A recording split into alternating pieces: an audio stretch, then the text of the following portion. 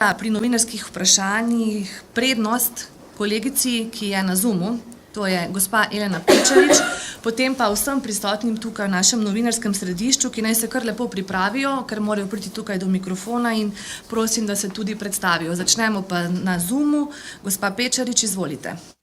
Ja, dober dan. Jaz sem prvič na Zoomu, zato ne vem, ali lahko vsa 3 vprašanja postavim, ali vsako posebej. Kar izvolite, vse 3.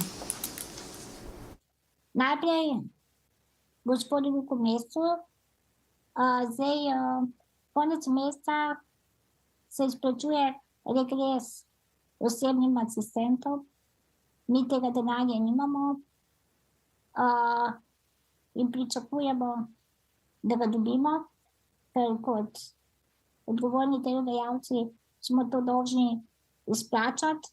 Na to opozarjamo že več kot 8 mesecev, pa odgovorov nimamo, glede na to, da prisega na svobodo in solidarnost. Mislim, da okoliščin ni potreba razlagati. Drugo vprašanje za gospod Fajon. Mogoče, če bi nam malo bolj vsebinsko povedali, če dobimo sedež v varnostnem svetu, kaj je vizija te vlade. Pač razen prestiža, kaj je točno tisto, kar kot Slovenija želimo izpostaviti in kjer je naša politika v tej smeri. Gospodu Golobu pa prošnja, da bi lahko imeli z njim intervju, mogoče malo bolj resen in daljši, kot ga je imel s gospod Tino Gaber, mogoče že v 7 mesecev. Hvala. Gospod Mesec. Hvala lepa. Ja, jaz bi najprej Eleno lepo pozdravil. Se tudi osebno poznava, tako da bi pa želel naslednjo povedati. Kar se tiče regresa, jaz poznam problem, sem si tudi tvojo, ker se tikava, te bom tudi tukaj tikal, bilanco pogledal na mailu in z Ministrstvom za finance imamo odprt pogovor o tem, kako bomo dvignili urno postavko za osebne asistente, pri čemer pa se zavedam, da nastaja problem, da tudi dvignjena urna postavka lahko ne bo omogočila, da zavodi, tisti, ki imate finančne probleme zaradi prenizke urne postavke, izplačate regres. In da je to vaša zakonska obveza do osebnih asistentov, ki jo treba izpolniti. To so stvari, kjer je moje mnenje enako vašemu.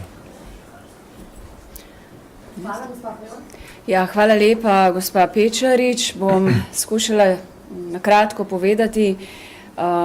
Seveda je vloga Slovenije v varnostnem svetu Združenih narodov, ko bomo izvoljeni prihodnji teden, izjemno ključno. Na prvem mestu za vzdrževanje miru in stabilnosti. Slovenija je bila vedno zanesljiva partnerica v tem multilateralnem okolju, če rečem, da spodbujamo in krepimo mednarodna pravila, mednarodno pravo, svetovno ureditev. Zlasti recimo lahko damo to v primeru Ukrajine, ampak kar je danes pomembno vedeti je, da je svet izrazito razdeljen, da se geopolitika močno spreminja, da imamo vrsto konfliktov po svetu, da je prav, da se poslušamo, pogovarjamo in da smo v tem času enoletne kampanje uspeli poslušati skoraj 160 predstavnikov držav in zelo jasno slišati, kaj so pričakovanja. Da ni samo vojna v Ukrajini, da imamo mi globalne izzive, globalni jug, ki ga je treba zaobjeti, slišati, Afriko, revščino, krize po vseh delih sveta, pomanjkanje vode. Slovenija je zelena država.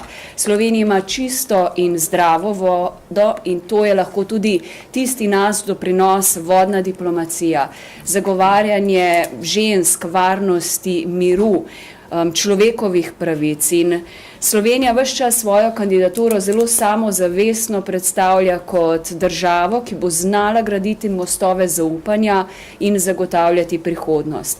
Varnostni svet danes je v težki situaciji, ker je precej res polariziran svet in kar mene včasih skrbi je, da se pogosto ustvarja retorika Zahod proti preostalemu delu sveta. In iskrena namera, in jaz mislim, da smo bili tu kot diplomacija izjemno uspešni, je, da poslušamo vse dele sveta in da vodimo dosledno in spoštljivo zunanjo politiko.